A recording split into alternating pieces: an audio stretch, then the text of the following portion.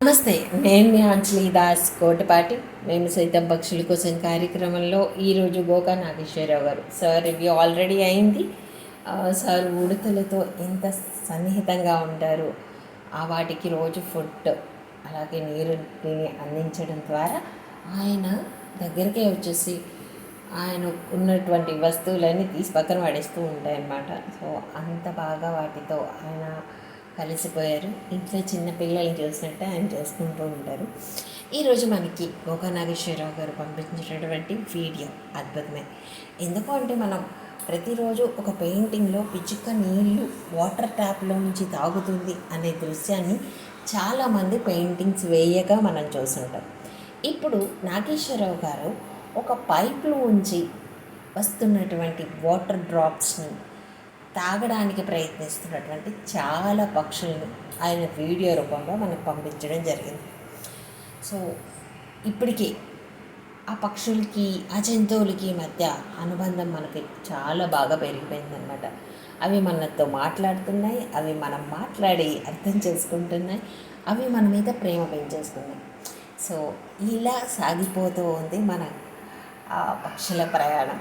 ఈ ప్రయాణంలో ప్రతి ఒక్కరూ వారి ఎక్స్పీరియన్స్ని, వాళ్ళ ఆనందాన్ని మనతో పంచుకుంటున్నారనమాట. సో బాపూజీ గారు, గాయత్రీదేవి గారు, అలాగే బాసుకి అన్నయ్య, ఇంకా చాలామంది మన దాంట్లో ఉన్నారు. వారందరూ కూడా పక్షులతో అనుబంధాన్ని పెంచుకున్నారు. అనుబంధాన్ని మనతో పంచుకున్నారు. సో ఈరోజు గోకా నాగేశ్వరరావు గారు తీసినటువంటి ఆ వీడియోని మీ అందరికీ చూపిస్తాను. సో మర్చిపోకుండా మీ బాల్కనీలో వాటర్ అలాగే ఫుడ్ని పెట్టండి.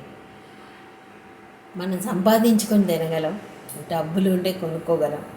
అవి వేటాడితే పాపం అక్కడ ఎక్కడైనా కొద్ది గింజలు దొరుకుతాయా, ఫ్రూట్స్ దొరుకుతాయా, వాటిని తీసుకొచ్చి వాటి పిల్లలకి పెడదామా అని ఆలోచిస్తూ ఉంటాయన్నమాట.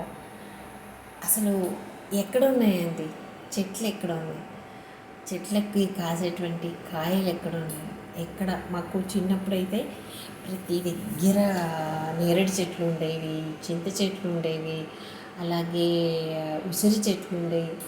ఎక్కడ చూసినా ఒక ఉసిరి చెట్టు లేదు, నేరేడు చెట్టు లేదు, చీనతుమ్మ చెట్టు లేదు, ఈ చెట్లు లేవు. అన్నీ కొట్టేస్తున్నారు, అన్నీ నరికేస్తున్నారు.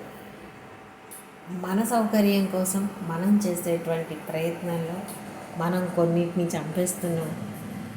టవర్స్ కోసం, మన ఫోన్ల కోసం కొన్నిటిని జంతువులు, పక్షులు కానీ బట్ చిన్న బ్రెయిన్స్ ఉంటాయి. ఆ నర్వస్ సిస్టమ్కి కొన్ని తరంగాలు అలా తగిలితే కనుక అవి జీవించడం సాధ్యం కాదు. అలాగే గుడ్లు పొదగడానికి కూడా ఇవి చాలా డేంజరస్గా ఉంటాయి. ఇవి కొంతమంది శాస్త్రవేత్తలు చెప్తున్నటువంటి కొన్ని నిజాలు. సో మనం యాక్సెప్ట్ చేయక తప్పదు. బట్ కానీ మనం అదే లైఫ్లో జీవిస్తున్నాం. మన వల్ల కొన్నిటికి ప్రాబ్లం అవుతుంది. Anyway, thank you so much. మనకి వీలైనటువంటి సహాయం ఒకటే, వాటికి వాటర్, ఫుడ్ పెట్టడం. ఎందుకంటే మనం ఏం చేయలేము కాబట్టి. సో చూద్దాం వాట్ హ్యాపెన్స్ నెక్స్ట్.